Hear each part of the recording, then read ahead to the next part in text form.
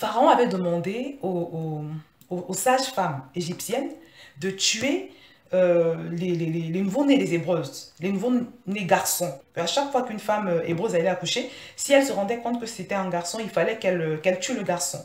Mais la parole de Dieu nous dit que les sages-femmes ont craint l'Éternel et elles n'ont pas fait ce que le Pharaon leur disait. Dieu les a bénis. Dieu les a fait prospérer. Donc, à chaque fois que tu fais du bien, que tu te distingues, que tu décides de te distinguer dans une génération méchante, à chaque fois que tu ne suis pas le mal, que tu ne te laisses pas influencer, il y a une notification dans le ciel. Et la parole de Dieu te promet que Dieu va te faire prospérer. Bonjour à tous bien-aimés, bienvenue sur Vie TV. Je voudrais rapidement partager une pensée qui me traverse l'esprit. Et s'il faut donner un titre à cette petite exhortation, le titre pourrait être « Distingue-toi dans cette génération méchante ». Parce que malheureusement, nous vivons dans un temps où le mal va grandissant, où les hommes sont de plus en plus méchants, où la méchanceté est considérée comme quelque chose de normal, de naturel. Et c'est prévu dans la Bible parce que je crois dans 2 Timothée. On n'a pas le temps de le lire parce que j'ai des contraintes de temps. Mais la parole de Dieu nous dit que dans les derniers temps, les hommes seront de plus en plus méchants, insensibles, blasphémateurs, fanfarons, tout ce qui existe de mauvais, calomniateurs. Et je voudrais te dire que nous sommes déjà dans ces temps, ces derniers temps où on observe toute cette méchanceté. Et comme je l'ai dit, le Seigneur t'invite aujourd'hui à te distinguer dans cette génération méchante, où les gens se mordent et se déchirent, où les gens font du mal à leur prochain, à Dieu déjà pour commencer. Parce que quand on parle d'être méchant, quand Dieu parle de méchanceté, la première méchanceté, c'est vis-à-vis de Dieu.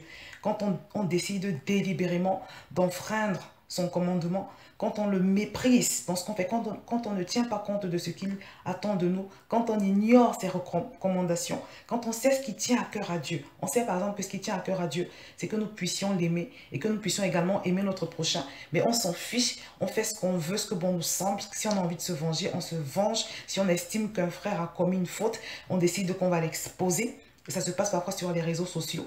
On décide qu'on va l'exposer, on ne se pose même pas la question de savoir si c'est le Saint-Esprit qui nous demande de le faire ou non. Même dans l'église, un frère a commis une petite erreur, on va amplifier sa faute. On va amplifier sa faute simplement pour l'évincer. Et souvent, quand on l'évince, c'est dans l'espoir d'être bien vu. Les chrétiens se mordent et se déchirent. Ils se font toutes sortes de mal. Ils sont devenus insensibles. Et vraiment, c'est quelque chose qui ne plaît pas à Dieu parce que tous ces mauvais comportements, tout ce mal que les gens se font entre eux, enfreint le deuxième plus grand commandement de Dieu, qui est d'aimer son prochain comme soi-même. Donc, à chaque fois que nous enfreignons ces commandements, nous offensons profondément Dieu parce que c'est des choses qui lui tiennent à cœur. Et Jésus avait dit que ces 2 commandements, c'est-à-dire aimer Dieu et aimer son prochain, c'est en fait des commandements qui résument toute la loi. Donc, si tu ne connais pas la Bible, parce qu'il y a des gens qui vont te dire, je ne connais pas la Bible, donc je suis obligé de pécher. Voilà. Même si tu ne connais pas la Bible, sache que si tu t'appliques à aimer Dieu par-dessus tout, à le considérer comme le premier, à le mettre au-dessus de tout et de tous, à ne jamais te compromettre, à ne rien faire qui puisse t'offenser, à ne pas le mépriser. Si tu t'engages également à ne pas faire à ton prochain ce que tu ne supporterais pas qu'on te fasse, Dieu te dit que là, tu as accompli toute la loi en fait. Donc, c'est des choses qui sont essentielles. Faisons très attention. Mais le sujet d'aujourd'hui, c'est vraiment de t'encourager en fait à te distinguer et à ne pas te laisser influencer par cette banalisation du mal, mais à faire du bien, à prendre sur toi de faire ce que Dieu demande, parce que Dieu veut que tu fasses du bien. Faire du bien, c'est quoi? C'est déjà commencer par obéir à Dieu, par craindre Dieu dans tout ce que tu fais, par ne pas vouloir trouver des justificatifs à ton péché. Parce qu'il y a des gens qui sont dans cette mode de commettre le mal, mais qui cherchent une justification pour essayer d'expliquer le mal qu'ils font. Mais non, quand le Saint-Esprit te permet d'être gêné par rapport à quelque chose de mal que tu as fait, au lieu de justifier ton péché, repens-toi, va devant le Seigneur et tu te repens. Nous devons nous distinguer, mes bien-aimés. Le mal contre Dieu peut se traduire par exemple, parfois, vous allez voir des gens qui travaillent à l'accueil dans l'église, à l'accueil ou bien même à la sécurité. Je me dis que, par exemple, on doit pouvoir faire la différence entre quelqu'un qui travaille comme agent de sécurité à la préfecture de Bobigny. Je parle de la préfecture de Bobigny, pourquoi? Parce que à un moment donné, j'ai dépendu de cette préfecture et ceux qui la connaissent savent que je pense que c'est la pire des préfectures en Île-de-France. C'est-à-dire c'est un endroit où vous allez vous retrouver torturé, malmené, méprisé. C'est terrible en fait. Je suis persuadée que c'est spirituel parce que c'est quelque chose qui commence à l'entrée. Dès que tu arrives à la préfecture, à l'extérieur, il y a cette mauvaise ambiance, ce mauvais accueil, cette façon de traiter, de maltraiter les gens. Et ça se poursuit à l'intérieur avec les dames qui sont dans les guichets. Parce qu'en fait, c'est comme s'ils sont tous influencés par le même esprit. Donc, je disais que ce n'est pas normal que tu travailles à l'église et que quand on vient à l'église, tu es agent de sécurité, que à cause de toi, dans l'église, du moins à l'extérieur de l'église, parce qu'en général, ils sont à l'extérieur, on ait cette ambiance, qu'on retrouve cette ambiance qu'on retrouverait à la préfecture de Bobigny, par exemple. Hein? Ce n'est pas normal. Nous ne devons pas ressembler aux gens qui ne connaissent pas Dieu, qui n'ont pas la lumière. Tu travailles à l'accueil, il ne faut pas parler mal aux gens. Il ne faut pas parler mal aux gens. Il faut bien accueillir les gens parce que à cause de ton mauvais accueil, il y a des gens qui arrivent pour la première fois à l'église et qui ne vont pas revenir. Et ça, c'est très grave. À chaque fois que, pour toi qui travailles à l'accueil de l'église, ça peut être l'accueil téléphonique, hein, ça peut être toutes les personnes qui sont à la sécurité, à l'accueil, qui sont à l'extérieur, du moins, qui sont chargées d'accueillir, sont comme la vitrine de l'église. Donc, les personnes qui viennent à l'église pour savoir si, voilà, elles peuvent se convertir ou devenir chrétiennes et qui sont mal accueillies ne reviennent pas. Et ça cause la tristesse de Dieu parce que la parole de Dieu nous dit qu'il y a de la joie dans le ciel pour une âme qui est sauvée. Donc, si à cause de toi, quelqu'un ne revient pas dans la maison de Dieu parce que tu l'as mal accueilli, tu lui as mal parlé, mais ça veut dire simplement que tu n'es pas en train de faire la volonté de Dieu et tu auras attristé le ciel. Donc vraiment, je voudrais nous inviter à être ce frère en Christ, même si tu arrives dans une chorale. Il y a souvent beaucoup de commérages, les gens se mettent voilà, ils se tendent des pièges, il y a souvent une mauvaise ambiance. Même si tu arrives dans une chorale et que tu trouves qu'il y a cette ambiance, distingue-toi. Distingue-toi. Tu arrives, je ne sais pas, dans le groupe des personnes qui travaillent pour l'accueil ou la sécurité, tu trouves que tout le monde parle mal aux gens qui arrivent. Distingue-toi, décide d'aimer les gens. Ton attitude va envoyer une notification dans le ciel. Une notification dans le ciel. Et tu seras mis à part par Dieu. Tu seras, de la même façon que tu fais cet effort, tu te sacrifies pour les âmes. Parce que quand on sert Dieu, ce n'est pas un job. Il y a des gens qui ne savent même pas ce que c'est que servir Dieu. Quand on sert Dieu sans vision, ça donne ça. On sert sans amour et puis on se retrouve à passer à côté du but du service. Le but de servir Dieu, c'est justement c'est-à-dire, il faut que les gens puissent voir Dieu à travers ce que tu fais et que les gens puissent être attirés par Dieu, que les gens aient envie d'aller loin avec le Seigneur à travers ton accueil, à travers tout ce qu'on peut faire dans la maison de Dieu comme service. Les gens doivent pouvoir avoir envie de revenir dans la présence de Dieu.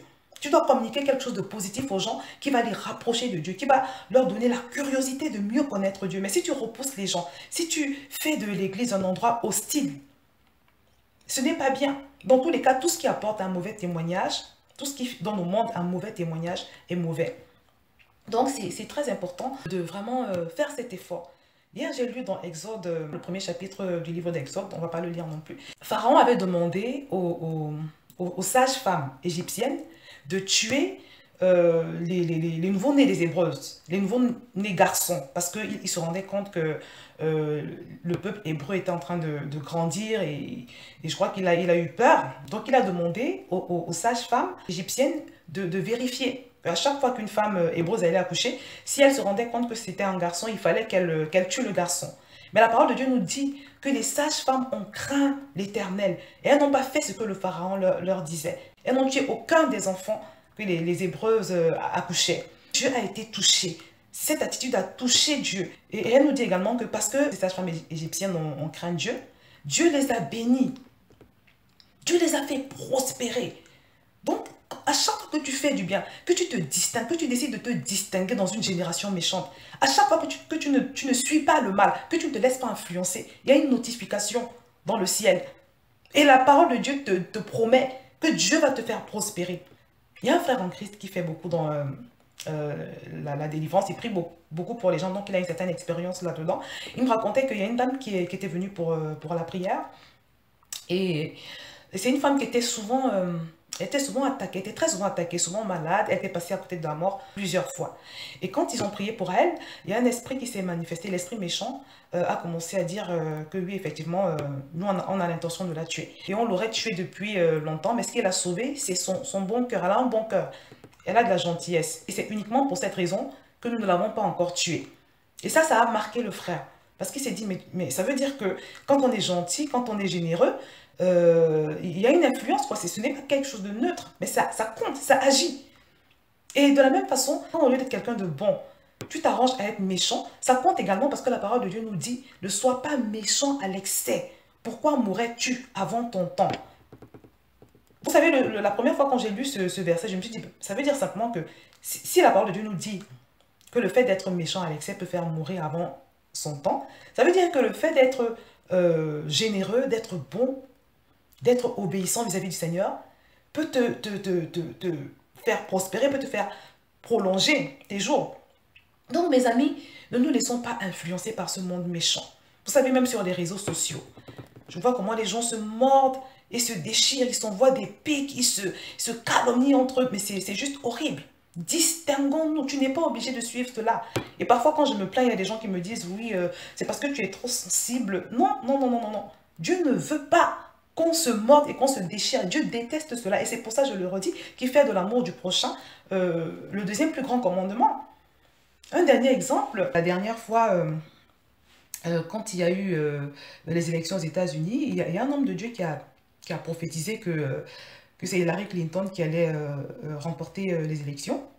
Mais malheureusement, ça ne s'est pas passé comme ça. Et après cela, il y a eu beaucoup de choses qui ont été dites. Il y a tout le monde qui l'a traité de tous les noms et tout ça. Et un jour, il y a un homme de Dieu, un pasteur, qui est pasteur au Congo. Si je retrouve son nom, je vais peut-être vous le mettre. Qui a été interviewé sur une chaîne YouTube. Hein. Donc on lui a demandé son avis. Qu'est-ce que vous pensez de ce pasteur qui a donné cette fausse prophétie? Qu'est-ce que vous pensez de lui? Et quand j'ai vu la question qui lui avait été posée, j'ai retenu mon souffle. Je me suis dit, oula, ça y est. Il va se faire massacrer, le prophète. Mais non, à ma grande surprise, le pasteur a commencé à défendre le prophète. Pas à le défendre, c'était pas de la défense. Mais ce que j'ai retenu, c'est que il a dit à la personne qui lui posait la question que mais pourquoi cet homme, il fait beaucoup de choses, Dieu fait beaucoup de choses à travers lui.